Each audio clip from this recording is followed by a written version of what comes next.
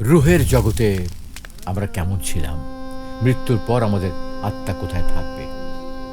সুপ্রিয় দর্শক, আজকের এই ভিডিওতে আমরা এমন এক অদৃশ্য জগৎ নিয়ে আলোচনা করব যা মানুষের চিন্তা ও কল্পনার সীমার বাইরে। বিষয়টি হলো রুহের জগৎ বা আলমে আরওয়াহ এবং মৃত্যুর পর মানুষের আত্মা কোথায় থাকে। এটি এমন একটা বিষয় যা কোরআন ও হাদিসে আংশিকভাবে বর্ণিত হয়েছে, তবে পূর্ণ জ্ঞান একমাত্র আল্লাহ তাআলার কাছেই রয়েছে। ইসলামী বিশ্বাস অনুযায়ী মানুষের জীবন চারটি জগতে বিভক্ত। প্রথমটি হলো আলমে আরওয়াহ বা রুহের জগৎ, দ্বিতীয়টি হলো দুনিয়ার জগৎ, তৃতীয়টি হলো আলমে বারজাখ বা কবরের জগৎ এবং চতুর্থটি হলো আখিরাতের চিরস্থায়ী জগৎ। এই চারটি ধাপ অতিক্রম করেই একজন মানুষ তার চূড়ান্ত গন্তব্যে পৌঁছায়। ইসলামী ব্যাখ্যা অনুযায়ী দুনিয়ায় আসার আগে মানুষের আত্মাসমূহ এক বিশেষ জগতে অবস্থান করেছিল, যাকে বলা হয় আলমে আরওয়াহ।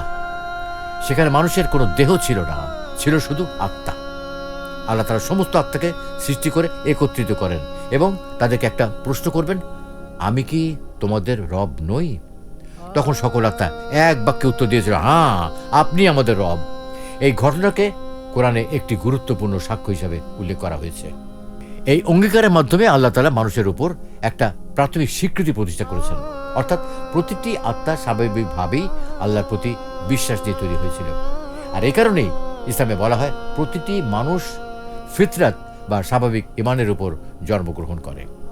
পরবর্তীতে পারিবারিক পরিবেশ বা সমাজ তাকে ভিন্ন পথে নিয়ে যায়। আলমে আরওয়াহ সম্পর্কে ইসলামী আলেমদের মধ্যে কিছু ভিন্ন ব্যাখ্যা রয়েছে।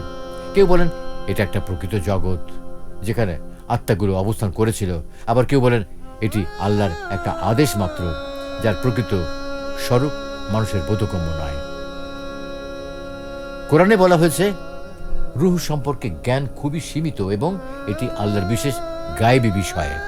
এরপর আসে দুনিয়ার জীবন। দুনিয়ায় এসে মানুষের আত্মা একটা দেহের সাথে যুক্ত হয় এবং পরীক্ষা শুরু হয়। এখানে মানুষকে ভালো মন্দ, ঈমান, অবিশ্বাস, সত্য মিথ্যার মাধ্যমে পরীক্ষা করা হয়।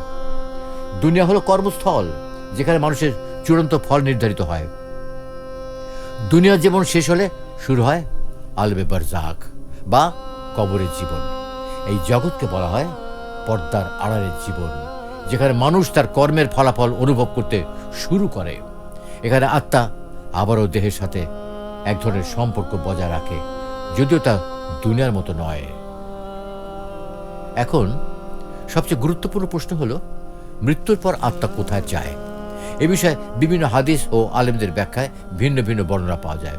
কেউ বলছেন মুমিনদের আত্মা জান্নাতে অবস্থান করবে, কেউ বলছেন তারা জান্নাতের দরজার কাছে থাকে, আবার শহীদদের আত্মা সম্পর্কে এসেছে যে তারা সবুজ পাখির আকৃতিতে জান্নাতে বিচরণ করে এবং যেখানে ইচ্ছা সেখানে ঘুরে বেড়ায়। অপরদিকে কিছু বর্ণনা এসেছে কিছু আত্মা আসমানের উচ্চ স্তরে থাকে, যাদের মর্যাদা অত্যন্ত উচ্চে। আবার কিছু আত্মা কবরের সাথে সংযুক্ত অবস্থায় থাকে এবং কিয়ামত পর্যন্ত সেখানে অবস্থান করে। কাফেরদের আত্মা সম্পর্কে বলা হয়েছে তাদের জন্য কবরের জীবন অত্যন্ত কঠিন ও সংকীর্ণ হয়ে থাকে। ইমাম ইবনুল কাইয়িম রাহিমাহুল্লাহ তার বিখ্যাত গ্রন্থ আর রূহে উল্লেখ করেছেন মৃত্যুর পর আত্মার অবস্থান একরকম নয়, বরং এটি মানুষের আমল ও অবস্থার উপর নির্ভর করে ভিন্ন ভিন্ন হতে পারে। তবে এর প্রকৃত রূপ আল্লাহ ছাড়া কিন্তু কেউ জানে না। কিছু কিছু আলেম আবার বলেন আত্মার নির্দিষ্ট কোনো স্থান নিশ্চিতভাবে নির্ধারণ করা ঠিক নয়, বরং এটি আল্লাহর আদেশের অন্তর্ভুক্ত একটা বিষয় যার প্রকৃতি মানুষের জ্ঞান সীমার বাইরে। কোরআনে স্পষ্টভাবে বলা হয়েছে তোমাদেরকে রূহ সম্পর্কে খুব সামান্য জ্ঞান দেওয়া হয়েছে। মৃত্যুর পর মুমিনদের আত্মার জন্য জান্নাতের দরজা খুলে দেওয়া হয় এবং তাদের জন্য শান্তি ও প্রশান্তির ব্যবস্থা করা হয়।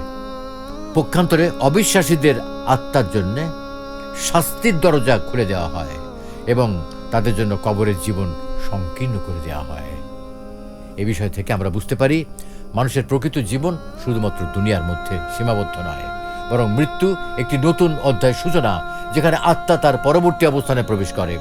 সবশেষে গুরুত্বপূর্ণ শিক্ষা হলো রূহ বা আত্মা এমন একটা বিষয় যার পূর্ণ জ্ঞান মানুষের নাই। তাই এই বিষয়ে অযথা বিতর্ক না করে কোরআন ও সহি হাদিসে যতটুকু বলা হয়েছে ততটুকু বিশ্বাস করা আমাদের দায়িত্ব। আমাদের উচিত দুনিয়ার জীবনে সৎকর্ম করা, আল্লাহর আদেশ মেনে চলা এবং পরকালের জন্য প্রস্তুতি নেওয়া। কারণ আমরা জানি না কখন আমাদের দুনিয়ার জীবন শেষ হয়ে যাবে এবং আমরা আলেমে বারজাখে প্রবেশ করব।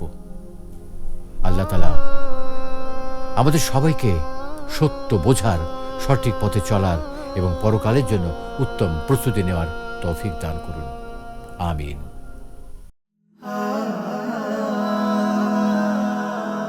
Haven't you